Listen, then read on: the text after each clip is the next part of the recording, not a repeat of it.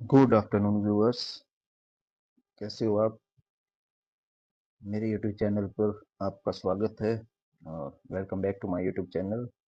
आज का हमारा टॉपिक बड़ा ही इंटरेस्टिंग होने वाला है और बहुत ही इम्पोर्टेंट टॉपिक बन जाता है ये ये कॉम्पिटिटिव में भी आता है और नवोदय में एंट्रेंस होता है जो उसमें 6th लेवल पे भी और 9th के लेवल पे भी आता है। सैनिक स्कूल्स में, आरसीएम,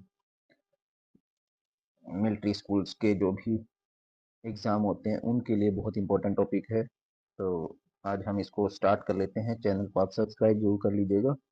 ऐसे इंटरेस्टिंग टॉपिक्स आपको मिलते रहेंगे टाइम टू टाइम और कोशिश करेंगे कि रेगुलर आपके लिए क्लास दे मैथ्स की और रीजनिंग की। तो स्टार्ट कर लेते हैं। कमेंट बॉक्स में कमेंट जरूर करिएगा और जो मेरा टेलीग्राम चैनल है उसको ज्वाइन कर लीजिएगा और भी इंटरेस्टिंग नोट्स आपको वहाँ मिलते रहेंगे। तो लेट्स स्टार्ट। तो एलसीएम एंड एचसीएफ कर लेते हैं। इसमें क्या है, एलसीएम और एचसीएफ 12 एंड 16। तो इसको हम टाइम फैक्टराइजेशन मेथड से करेंगे। सबसे पहले क्या करेंगे, 12 का फैक्टर्स बना लेंगे। इसमें से 12 के फैक्टर बनाएंगे। तो ये आपको पता ही होगा, ये इस तरह से 3 1 जा 3, तो ये 12 के बन गए। अब 16 के फैक्टर बनाएंगे। ये क्या आएंगे, 2 8 जा 16, 2 4 जा एंड 2 2 जा और 2 1 जा। तो दोनों के फैक्टर बना लिए हमने। अब क्या करेंगे, 12 के फैक्टर लिख लेते हैं पहले। क्या क्या आए थे, 2 2 3। और 16 के क्या आए थे,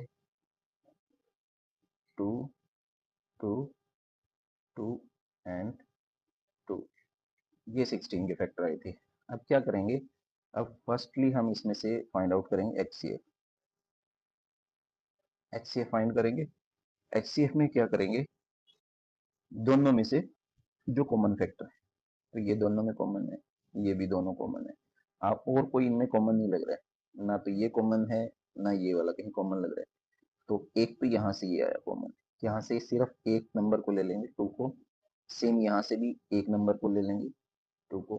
तो जो एच सी एफ आया 4। तो एच सी एफ क्या होता है, दोनों में से कॉमन फैक्टर। तो ये तो आ गया हमारे पास एच सी एफ। अब इसमें भी देख लेते हैं कि एलसीएम कैसे आएगा। अब एलसीएम को देख लेते हैं। एलसीएम देखो कैसे आएगा। तो अब एलसीएम लिख लेते हैं। एलसीएम के लिए हमें करना पड़ेगा, जो एच सी एफ आया था पहले इसको लिखेंगे। एच सी एफ लिख लिया हमने।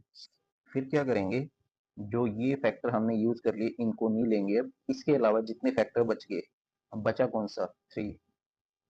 और कौन सा बचा, ये 2। और कौन सा बचा, ये वाला 2।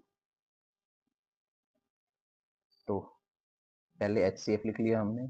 इसके अलावा जो फैक्टर्स बच गए वो लिख लिए। तो क्या आ गया, 4 3 जा 12, 12 2 जा 24, 2 जा 48। तो कितना आ गया आंसर, 48 इसका आंसर आ गया। तो इस तरह से ये L C M and H C F आ जाता है। अब एक एग्जाम्पल और लेके करते हैं। तो अब ये एग्जाम्पल है हमारे पास, इसको भी करते हैं। 12 एंड 36। तो सॉरी, 24 एंड 36। तो सबसे पहले 24 का फैक्टर बनाएंगे। तो 24 के जब फैक्टर बनाएंगे तो 2 से 12, तो 2 से 6, 2 से 3, 3 1 या 3। अब 36 के फैक्टर बनाएंगे।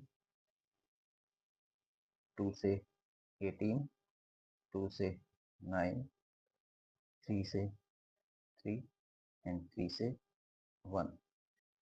तो 24 के जो फैक्टर बने हैं, इसमें 24 के क्या फैक्टर बने हैं, 24 के जो फैक्टर बने हैं 2 2 2 3।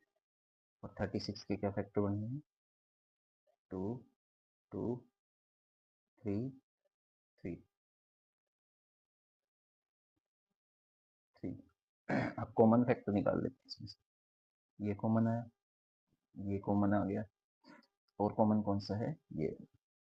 तो हमारा जो एच सी एफ आएगा वो सिर्फ कॉमन, एक 2 यहाँ से आ जाएगा, एक 2 यहाँ से आ जाएगा